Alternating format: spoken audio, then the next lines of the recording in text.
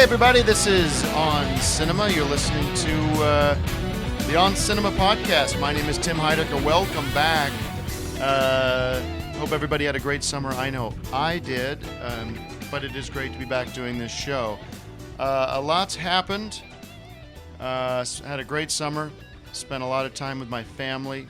Did some traveling, saw some movies, and really just enjoyed myself.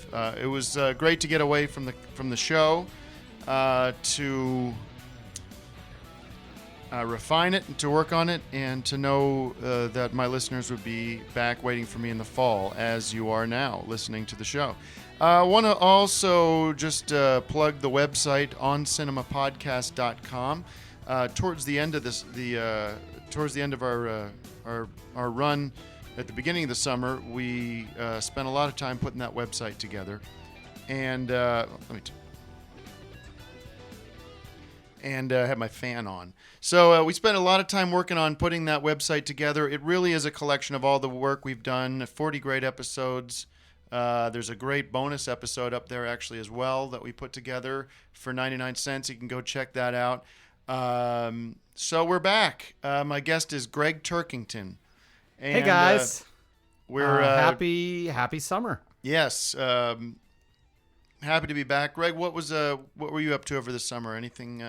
Yes, actually, I was teaching a class on film appreciation at the La Habra Community Center, and it was a lot of fun. Okay. And teaching to seniors and kids and just anyone that wanted to sort of learn the history of cinema, and it was a great time. I hope to be doing more teaching in the future. Excellent. Cool. Well, I spent some time overseas, actually. My friend, a business partner of my wife's, had a vacation rental home in Spain. Right. So we spent 2 weeks there, and then we took a trip to Portugal, which I've never been to Portugal before, and that was lovely as well.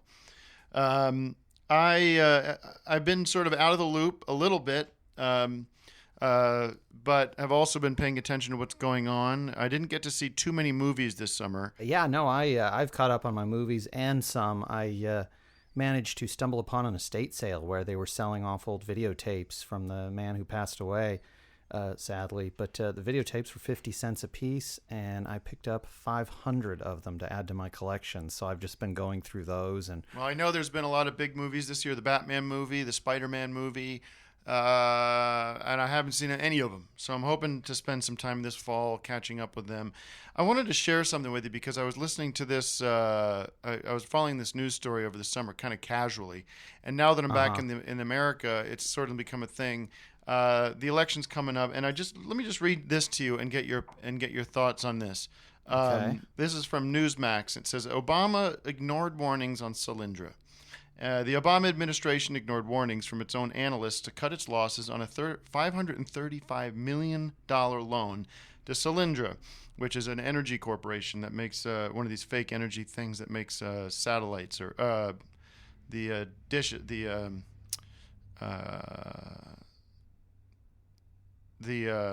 like the dish satellite TV. No, for power movies. For sun. Oh, okay. I thought you meant the movies. Sunroofs. Showing movies on satellite pay-per-view and that type of thing, which is great if you have it. No, it's it just escapes me right now. The sunblock or the sunroofs for energy to try to get energy, which doesn't work. The loan to Solyndra, and instead restructured the deal, leading to bigger costs to taxpayers when the solar panel, there it is, Baker went bankrupt. And that's so, I don't know if you've been following this story, folks. No, but, I haven't. This is unbelievable. What you have here is the President of the United States and his underlings, his brown shirts, basically lending money to friends of his, and then they lose the money, and then they don't have to pay that money back. It's almost as if you had loaned money to a friend, and that friend was in charge of the bank, and then your friend said, I don't have the money anymore, and the guy that ran the bank said, well, that's fine, because we'll just write it off, and the taxpayers will pay for it. Uh-huh. So this is a documentary that we're talking about? No. We'll get to the movie. Today's movie is Dirty Harry. And we'll get to that in a minute. But I just wanted to share that with you, how outraged I am. And I'm not one of these guys that is nuts about Romney, but what are you going to do? I mean, he's going to be our guy. Well, that's what and movies we'll are for, is to sort of forget our problems and stop thinking about stuff like this and just sit back. Well, let's listen to this, because I think before we get to Dirty Hair, let me just play this clip. I love this. Good morning. 2 years ago, President Obama was here to tout this building and this business. This is Romney speaking in front of Solyndra. I love this clip. Well, you can see that it's a symbol of something very different today.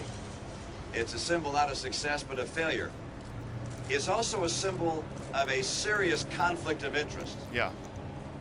An independent inspector general looked at this investment and concluded that the administration had steered money to friends and family, to campaign contributors. This building, this $500 million taxpayer investment, represents a serious conflict of interest on the part of the president and his team. So there you have it. That's Mitt Romney. Actually, this was from a few months ago, but speaking in front of Solyndra, making a very powerful statement. And if he keeps going along this road, I honestly think it's going to start setting in with the voters, and people are going to come to wake up from their dream that this Obama character knew what he was doing in the first place. And we'll get some, at least, we won't get everything we want, but we'll get some semblance of maturity and responsibility in the White House. Anyway, that's enough of that rant. Please, yeah. I don't know anything about that, but I do know that Dirty Harry is the movie today. That's and right. It's Dirty one Harry. of my favorites. The whole series, in fact, is. Well, let's excellent, talk about excellent Dirty series. Harry, starring Arnold's Clint Eastwood. Clint Eastwood from the Dirty Harry movies. This was his first Dirty Harry, and the best, I think. He plays a renegade cop who wants justice delivered on the streets, and he gets it. And he doesn't play by the rules, by the way.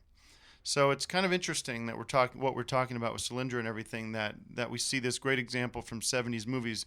Clint Eastwood is sort of the model for how we need to start behaving if the government starts telling us what we need to do. I think the movie was just a lot of fun. This is one that keeps you on the edge of your seat, and it's a thriller, and it's one of the first of the big movie thrillers that continues to this day, and it's a very popular type of movie, and it's neat to see one sort of where it all started, and to see Clint Eastwood sort of developing this hard-boiled cop character that has worked so well for him and for others. It's a lot of fun. Tell me, Clint Eastwood, by the time he made this movie, had he done other movies before, or was this a...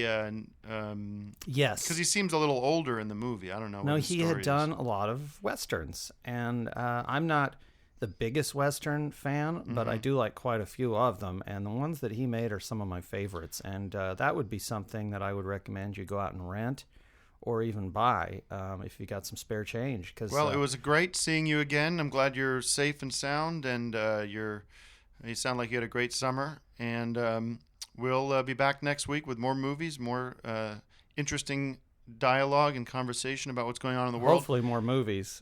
And we'll talk to you soon.